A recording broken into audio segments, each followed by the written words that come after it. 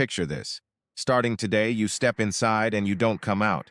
Not for a day, not for a week, but for an entire year. The blinds stay shut. You live, work, eat, and sleep under artificial light. You never feel the sun touch your skin again. No sunrise, no afternoon glare, no warm light on your face. Just 365 days, completely sealed away from the one star that every living thing on Earth evolved beneath. It sounds almost peaceful. No sunburn, no squinting, no heat. But here's the truth your body is about to reveal. Sunlight is not a luxury. It is a signal, a nutrient, and a master clock all at once. And when you take it away, your body doesn't just miss the view. It slowly begins to come apart at the seams in ways most people would never predict. So let's seal the door and start the clock. This is exactly what happens to your body if you never see sunlight for one full year. And the very first system to break is one you can't see, hear, or feel, but it runs almost everything you do. To understand this entire year, you have to understand one hidden fact about your body. Deep inside your brain sits a tiny cluster of cells, smaller than a grain of rice, called the master clock.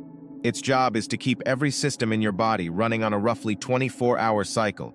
Your sleep, your hunger, your hormones, your body temperature, even your mood. And this master clock has one main way of knowing what time it is: light. Specifically, sunlight hitting your eyes in the morning. That bright morning light is the signal that resets the clock every single day, telling your body, it's daytime. Wake up, get going. Now take that signal away. In the first few days without sunlight, your master clock starts to drift. Artificial indoor light, it turns out, is far dimmer than daylight, often dozens of times weaker than the light outside on even a cloudy day. It's simply not strong enough to anchor your clock properly. So your internal sense of time begins to slip, like a watch that loses a few minutes every day. And that slippage is about to wreck the most important thing your body does at night. By the end of the first week, the consequences of that drifting clock arrive at bedtime. Here's the mechanism. In the evening, as light fades, your brain is supposed to release a hormone called melatonin, the hormone that makes you feel so sleepy and ushers you into rest. The release of melatonin is tightly controlled by your master clock, which is controlled by light. But now your clock is confused. It's been getting weak, constant artificial light all day and into the evening. And screens make this worse because they pump out blue light, the exact wavelength that most strongly tells your brain it's still daytime. So your brain delays the melatonin. It thinks the day isn't over yet. The result? You lie in bed, tired but wired, unable to fall asleep. And when you finally do, the sleep is often shallow and fragmented. Within a week or two without proper sunlight, many people find their sleep quality quietly falling apart. And poor sleep is not a small thing. It's the foundation that nearly every other system in your body is built on. As that foundation cracks, the effects start to spread.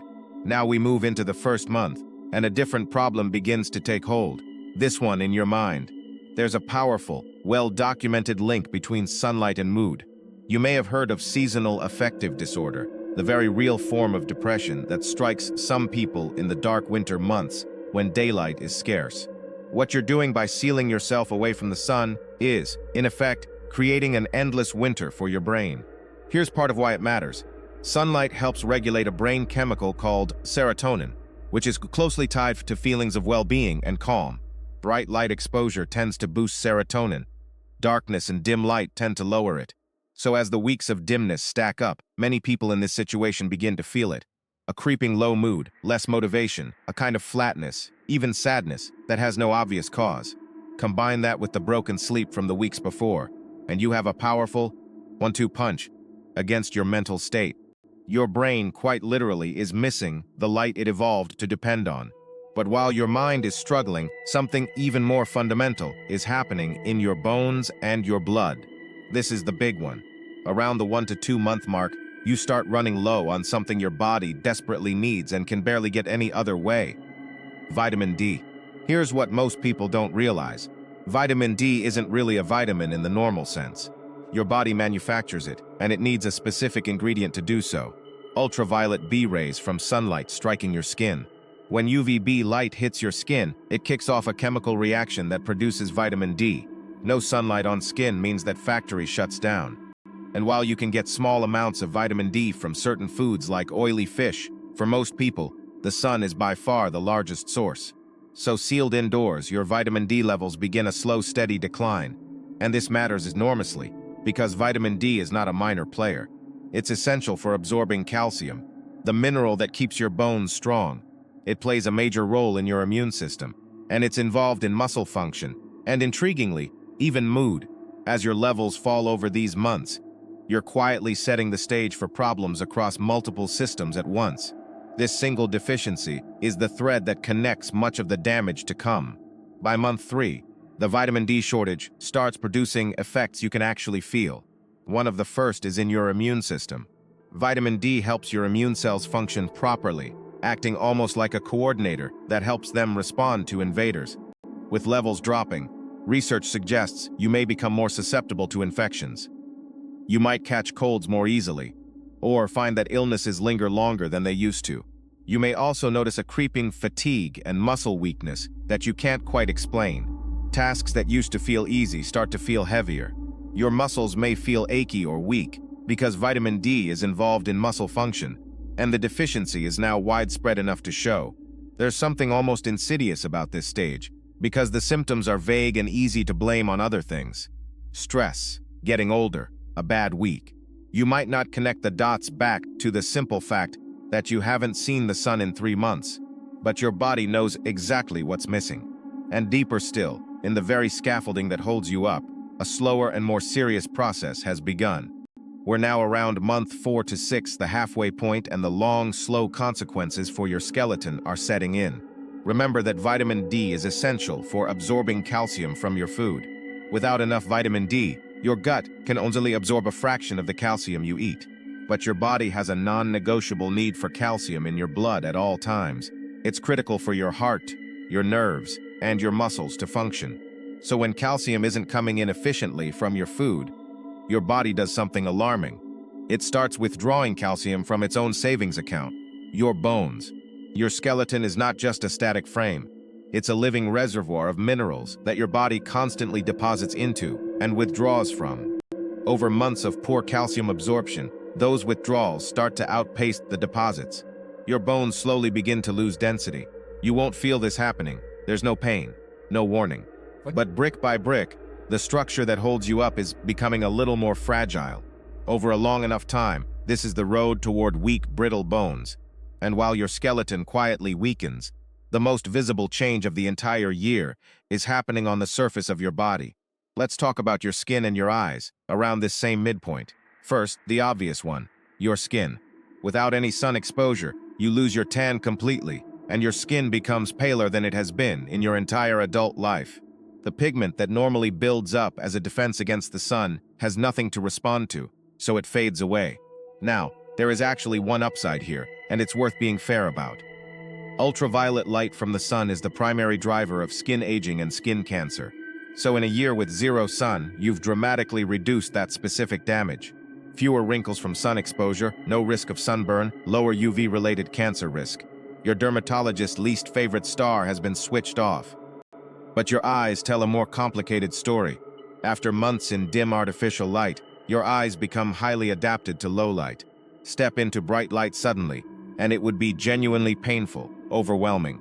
And there's emerging concern in the scientific world about a lack of natural outdoor light and eye development, particularly the worry that too little bright outdoor light is linked to worsening nearsightedness.